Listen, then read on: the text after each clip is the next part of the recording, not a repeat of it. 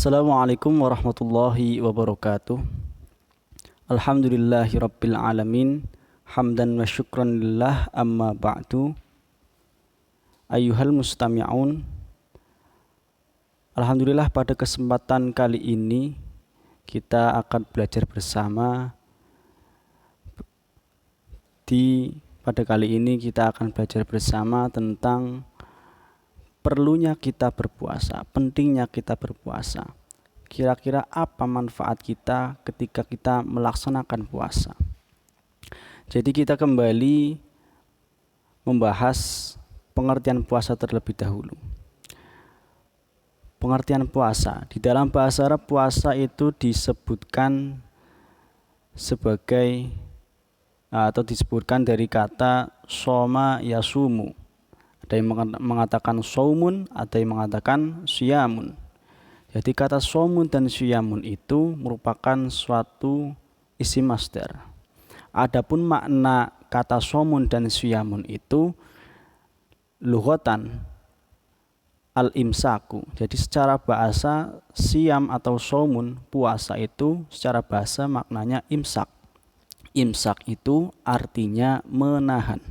Menahan dari apa?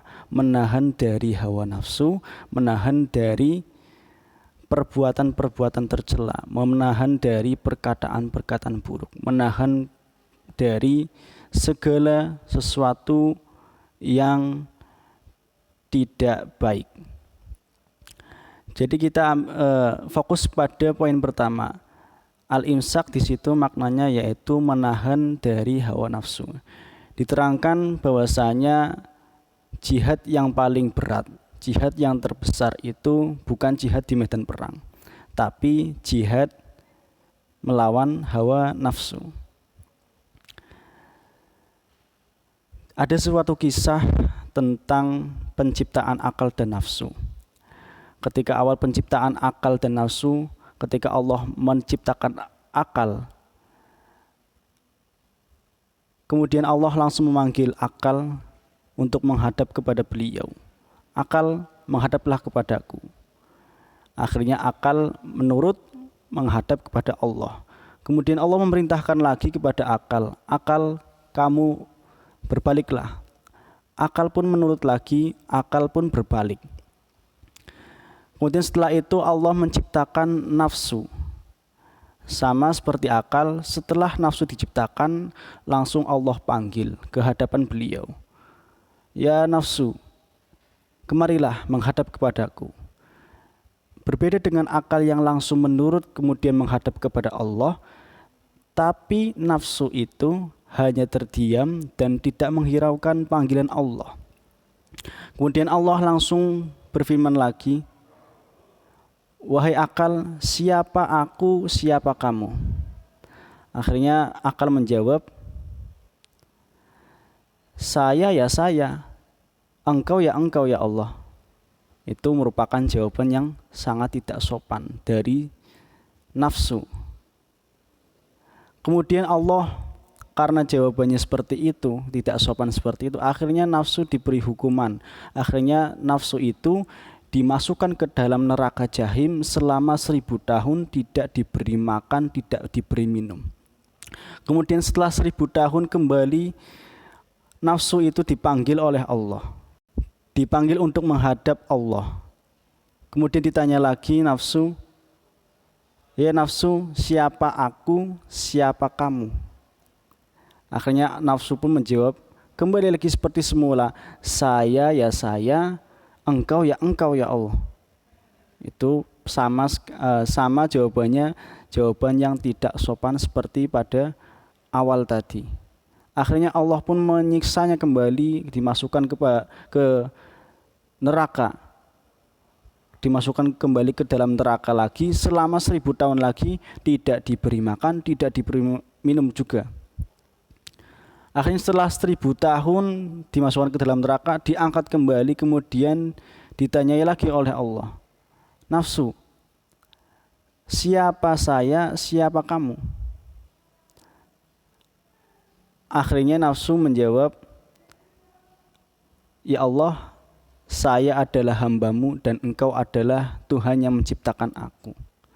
Akhirnya setelah sekian ribu tahun disiksa di dalam neraka, dimasukkan ke dalam neraka, tidak diberi makan dan tidak diberi minum, akhirnya nafsu pun menurut dan tunduk kepada Allah, mau mengakui siapa dirinya dan siapa Allah. Dari cerita ini kita dapat mengambil kesimpulan bahwasanya nafsu itu memang makhluk Tuhan, makhluk Allah yang memang sifatnya seperti itu, seenaknya sendiri. Karena memang nafsu itu di dalam diri manusia, di dalam diri hewan itu merupakan bentuk suatu keinginan, bentuk suatu kemauan, bentuk suatu hasrat yang mana jika tidak ditahan, jika tidak dikendalikan oleh manusia itu sendiri, maka nafsu itu akan menjerumuskan manusia. Jadi salah satu jurus yang paling efektif, jurus yang paling jitu untuk menundukkan hawa nafsu, yaitu caranya dengan satu itu. Dengan menahannya, tidak diberi makan, tidak diberi minum. Maka dengan sendirinya nafsu itu akan menurut kepada kita dan dapat dikendalikan oleh kita sendiri. Jadi momen puasa Ramadan ini marilah kita gunakan dengan sebaik-baiknya, kita gunakan dengan puasa semaksimal mungkin, kemudian disertai dengan ibadah-ibadah lain. Nantinya semoga kita setelah bulan Ramadan ini, setelah puasa Ramadan ini, kita akan menjadi pribadi yang lebih baik karena kita sudah berperang dengan hawa nafsu selama 30 hari, kemudian semoga pada bulan berikutnya kita mendapat perkembangan terhadap diri kita menjadi pribadi yang lebih baik, lebih taat kepada Allah, dan lebih rajin beribadah kepada Allah dengan khusyuk. Itulah sekelumit kisah yang dapat kita ambil kesimpulan seperti itu tadi, bahwasanya nafsu itu cara mengendalikan nafsu memakai jurus yang jitu, yaitu dengan menahannya dengan cara tidak memberi makan, tidak memberi minum, dalam artian berpuasa. Demikian yang dapat saya sampaikan. Sampai jumpa di segmen yang lain. Wallahul muwaffiq ila aqwamit thoriq. Wassalamualaikum warahmatullahi wabarakatuh.